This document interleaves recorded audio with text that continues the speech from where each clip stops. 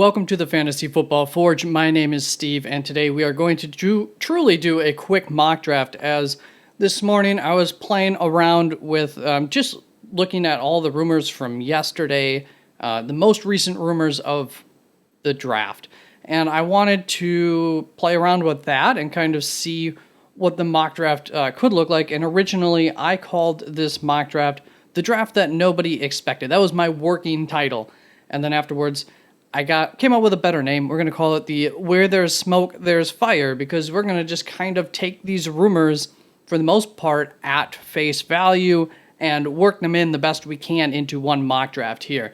And so I just wanted to get this out while these are the hottest rumors, as that's already been changing, I'm sure, as of almost noon here on Tuesday, as well as the fact that on Thursday morning, I will come out with a video. I plan on having 3 predictive mocks in there. I'll just have 2 prepared that I'll present really quickly, and then do one last one and get that up first thing, really, Thursday morning. And then I will be live for all of the mock drafts live here streaming on YouTube. So come visit me. Even if it's dead on the first 2 days, I'll still go on day 3. And if it's dead a couple of hours in yet or something, I guess I would probably quit streaming and just focus on the draft itself. But please, yeah, that'll be fun. Let's get moving on to this draft. And at pick 1, nothing unique. This is the most recent expectation. I already plugged in the trades. So here at pick 2, we are going to see Indianapolis trading with Houston. Houston trying to acquire some capital for a quarterback next year is the idea here that we are going with. And at pick 2, we are going to see Will Levis get taken. That's the most current rumor there. And I think I just heard Chris Collinsworth on PFF's draft today, mock draft, talking about how he thinks that that's totally, not real. CJ Stroud's the for sure number 2. I'm just not so sure for Indianapolis on their board that that's true. Very well could be. Then at pick 3, we're going to see Arizona not really being able to get out of here. Main reasoning being, I don't think anybody's trading up for a quarterback right here, so that loses out on a few contenders, and apparently there is a team looking to move up for Paris Johnson, who's going to end up being who we take here, Paris Johnson Jr., and the main thing being, not that they would be upset if they didn't take Paris Johnson and they took one of the guys that we've been expecting them to take, like Will Anderson, Tyree Wilson, or something. The main thing is, I think that the team that's looking to come up for Paris Johnson as like the earliest would be this pick 10 in Chicago, something like that. And I just don't think that they want to drop down that far unless the deal's real good. So that's why we're going to go like that. Then Houston is going to come up onto the board. And most recent rumors here is Tyree Wilson might be the favorite out of the 2s all the way down here now on PFF. Just as I was kind of dropping him down due to a lot of the PFF banter about Tyree Wilson, he is back up on the boards. And then we're going to see Jalen Carter. We're going to see Philadelphia moving up to pick 5 here. Most recent rumor says they don't want to trade up to top 5, but when this opens up, they're able to ensure themselves to come here. Maybe the trade talks with Detroit aren't working, so they come up, take Jalen Carter, and then Detroit sticks here. And they're going to go CJ Stroud. Apparently, they like him a fair bit. And, they know that they can make Jared Goff work, and CJ Stroud's probably an improvement upon Jared Goff in 2-3 years here. So give him a year to learn, and then probably plan on getting him out there next season. Then we're going to see Las Vegas go Devin Witherspoon, and there are rumors for Atlanta about if the top cornerbacks aren't there, then they would go with Bijan Robinson, this or that. But I don't think that those rumors are really taken into factor Will Anderson still being here at pick 8. So looked to trade back a little bit, but really would have needed a good offer here to trade out of this 8 spot in this situation for Atlanta. And then at pick 9, we are going to see Seattle coming all the way up here for their project in Anthony Richardson. They have a good 1 to 2 years here with Geno Smith, and that's about as long as we're thinking is going to take to be comfortable with putting Anthony Richardson out on the field. So a good situation there for both teams. Seattle starts their future, and Anthony Richardson's going to get some time to be prepared so he doesn't go out there and just kind of get clowned out on the field. Then we are going to see Chicago. Most recent rumors are they want to go defensive interior.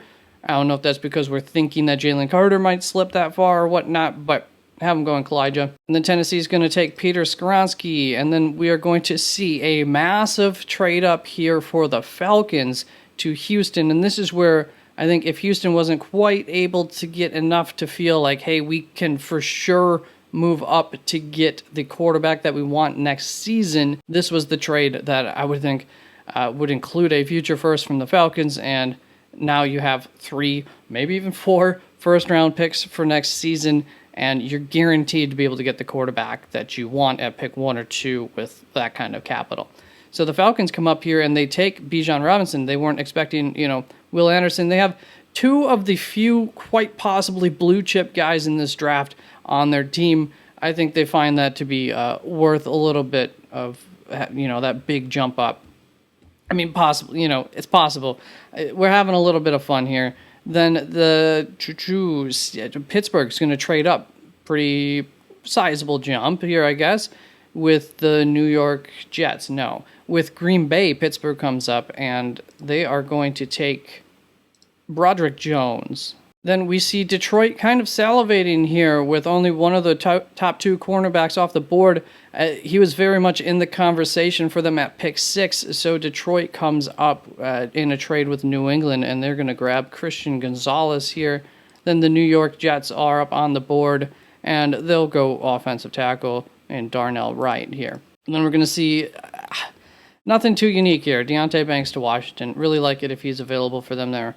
There were some different routes because of how this draft traded that it could have mocked there to Washington because of how this draft has gone, but ended up going that route. And then we're going to have a big surprise here at wide receiver for Green Bay. There's a month and a half old rumor or so about the Green Bay Packers liking Jalen Hyatt as much as they liked Chris Olave last year. Chris Olave went pick 11 last year, and there's no complaints about that being a bad pick for New Orleans, so I don't see why that might exclude the potential here that Green Bay would actually go Jalen Hyatt to be the number 1 wide receiver off the board in this exact situation.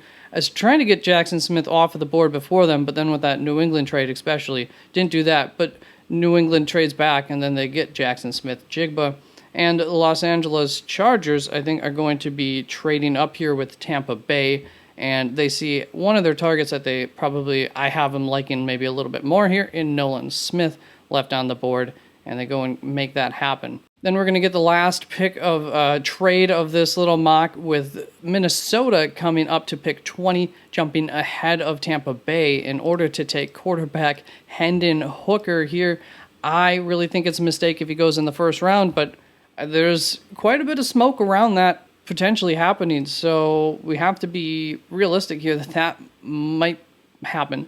And the thing is, if you hit on a quarterback, even if he is as old as Hendon Hooker is, all potential sins are forgiven the moment that they are the real deal and they pan out. So small trade up here for Minnesota to get who rumors have is their guy that maybe they would even make a bigger trade up for if they could. I just don't see them having the stock to be able to do that. Then we're going to see DeJuan Jones go to Tampa Bay.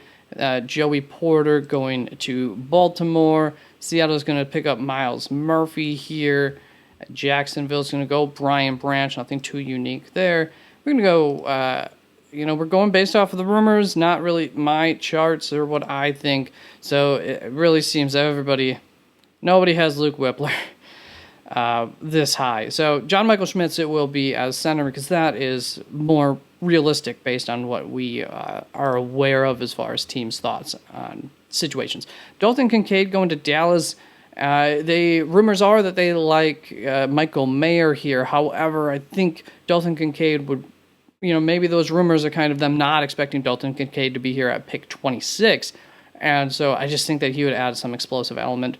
Then Buffalo comes up onto the board, and the only time that they're going to feel comfortable that they're going to be able to improve their front seven, not just the front seven, their front defensive line is going to be with these top 3 or so interior defensive linemen, D tackles, and nose tackles guys. And so Mazi Smith's going to come off the board here to Buffalo because they just know that they're not going to be able to prove at that position at any other point in the draft. Then we have running back going Jahmyr Gibbs. Cincinnati apparently wants to fix their running back situation as early as possible in this draft. And there's also rumors that Jahmyr Gibbs will go in the first round, which I've already started kind of mocking him towards the back end of this first round a fair bit. Then New Orleans is going to come up, and rumors are that they're looking for like edge help more so, but I just couldn't help myself to go into the interior of this defensive line. Brian Brzee, he does offer some penetration to help get at the quarterback, so it's not like you're foregoing that, what they're looking for in an edge completely. And I just like him maybe a little bit better than some of those edge. Like, you can come back and hopefully get that same tier of edge in the second round for New Orleans, whereas Brian Brzee, there's no chance that he'll be, anywhere within reach, I would assume, in the second round by the time they're coming back on the board. And then Seattle, we're going to go O'Cyrus Torrence here. Similar, I guess, logic here to like a Brian Brzee, and that is the third pick in this front draft here for Seattle. And he can help that run game all the more and help to shore up that offensive line. So I think that's a pick that could make a lot of sense. And then Kansas City, a lot of routes we could have gone here. Edge, wide receiver, really, and offensive tackle. But I think if Anton Harrison's here at the end of the first round, that's probably who they would have highest on their board, especially when you take in the consideration of needs. And there is this, where there is smoke, there is fire mock draft. So just based really on largely most recent rumors with a couple of other things sprinkled in, and of course my own flair, my own board sprinkled in a little bit here and there too. I hope you enjoyed it. I'll be back on Thursday unless I do another one of these tomorrow. Bye-bye.